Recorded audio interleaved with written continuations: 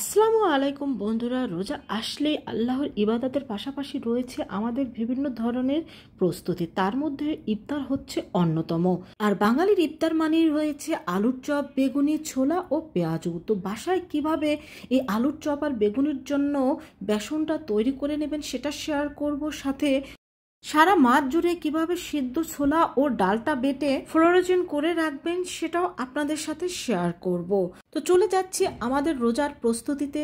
তো প্রথমে বেসনটা কিভাবে তৈরি করে নেব সেটা শেয়ার করব। এখানে আমি খেসারির ডাল নিয়ে নিচ্ছি এখানে আমি ডাবলির ডাল, আর নিয়ে নিচ্ছি এখানে আমি হাফ কেজি পরিমাণ পোলাও চাল। এখানে চিনি গুঁড়া পোলাও চালটা আমি ব্যবহার করেছি। এখানে সব কিছুই কিন্তু আমি হাফ কেজি নিয়ে নিচ্ছি। এখানে আমি নিয়ে নিচ্ছি ছোলার ডাল হাফ কেজি পরিমাণ, আর নিয়ে নিচ্ছি এখানে হাফ কেজি পরিমাণ আতপ চাল।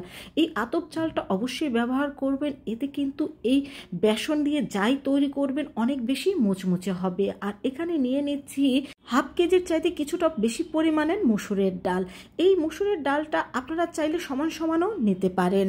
আর বাসায় তৈরি এই বেসন দিয়ে আপনি যাই তৈরি করবেন না কেন তার টেস্ট কিন্তু সম্পূর্ণই আলাদা হবে। আর যখনই আমরা বেসন দিয়ে কোনো কিছু তৈরি করে নেব সেক্ষেত্রে কিন্তু এখানে কোনো চালের গুঁড়াও ব্যবহার করার প্রয়োজন হবে না, কারণ বাসায় তৈরি বেসন কিন্তু একেবারে পারফেক্টভাবে আমরা তৈরি করে নিতে পারি সব কিছু সমানভাবে।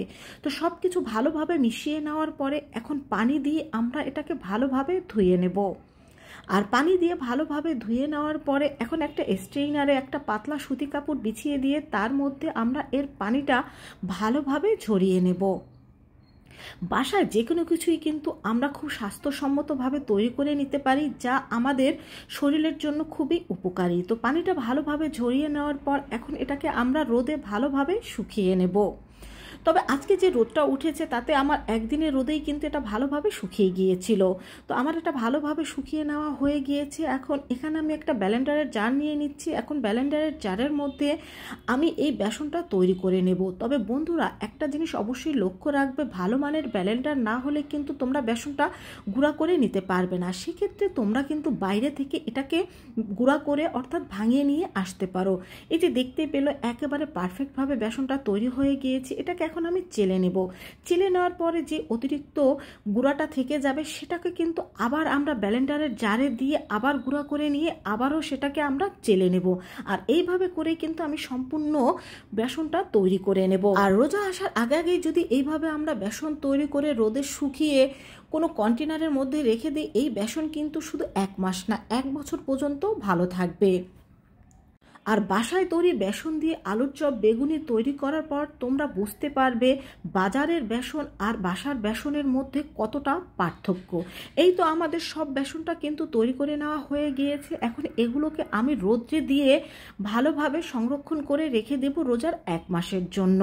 তোমরা চাইলে আরো বেশি করে তৈরি করে সারা বছরের জন্য কিন্তু সংরক্ষণ করে রেখে দিতে পারো। যারা একবার এইভাবে করে বেসন তৈরি করে নিতে পারবে তারা কিন্তু আর কখনো বাইরের থেকে কিনে খাবে না। চলে যাচ্ছি রোজার পরবর্তী প্রস্তুতিতে। এখানে আমি নিয়ে নিচ্ছি কিছু ছোলা। এখন এই ছোলাটাকে আমি ভিজিয়ে রেখে দেব 7-8 ঘন্টার জন্য। তো 7-8 ঘন্টা পরে ছোলাগুলো দেখতেই পাচ্ছেন ভালোভাবে ভিজে গিয়েছে। এখন এটাকে আমি ধুয়ে ভালোভাবে পরিষ্কার করে নিয়েছি। এখন এখানে আমি একটা প্রেসার কুকারের মধ্যে এই সব ছোলাগুলো দিয়ে দিচ্ছি আর পরিমাণ মতো পানি দিয়ে এখন এই ছোলাটাকে আমি সিদ্ধ করে নেব। আর সিদ্ধ করার পর ভালোভাবে ঠান্ডা করে ফ্লোরোজেন করতে হবে। বন্ধুরা রোজার মাসে তোমরাও কিন্তু এভাবে ছোলাটা সিদ্ধ করে কোনো এয়ারটাইট বক্স অথবা কোনো জিবলক ব্যাগে কিন্তু সংরক্ষণ করে রেখে দিতে পারো। তোমাদের যেটুকু প্রয়োজন সেটুকু পরিমাণে বক্সিং করে এটাকে রেখে দিতে পারো। এখানে আমি কিছু সিদ্ধ আলু নিয়ে নিয়েছি, কারণ আমার আলু ছাড়া ছোলা খেতে একদমই ভালো লাগে না। তো এই সিদ্ধ করা আলুগুলো কিন্তু আমি সিদ্ধ করা ছোলার মধ্যে দিয়ে দেবো। তো সব বক্সের মধ্যে এটাকে আমি দিয়ে দিয়েছি। এখন এই বক্সগুলো আটকে আমি ডিপ ফ্রিজে রেখে দেবো রোজার ইফতারের জন্য। আর এদিকে আমি নিয়ে নিচ্ছি এখানে মসুরের ডাল। এখন এই মসুরের ডালটাকে আমি ভিজিয়ে রেখে দেব 20 থেকে 30 মিনিটের জন্য। তো 20 মিনিট পরে দেখতেই পাচ্ছ এটা কিন্তু ভালোভাবে ভিজে গিয়েছে। এখন এটাকে ভালোভাবে ধুয়ে নিয়েছি আমি। এখন এটাকে আমি কিছুটা আস্তে আস্তে করে পাটায় বেটে নেব। যে পাটায় আমি বেটে নিয়েছি, তবে তোমরা চাইলে ব্লেন্ডার জারেও ব্লেন্ড করে নিতে পারো। এখন এগুলোকে আমি এয়ারটাইট বক্সে এইভাবে করে রেখে দেব। বন্ধুরা, যখনই তোমরা এই ফ্লোরেজেন পেঁয়াজগুলো ভেজে নেবে, অন্তত পক্ষে 30 মিনিট আগে এটাকে ফ্রিজ থেকে বের করে রাখবে। বন্ধুরা, রোজা আসার আগে তোমরাও কিন্তু এভাবে ইফতারের প্রস্তুতি কমপ্লিট করে রাখতে পারো। আল্লাহ হাফেজ।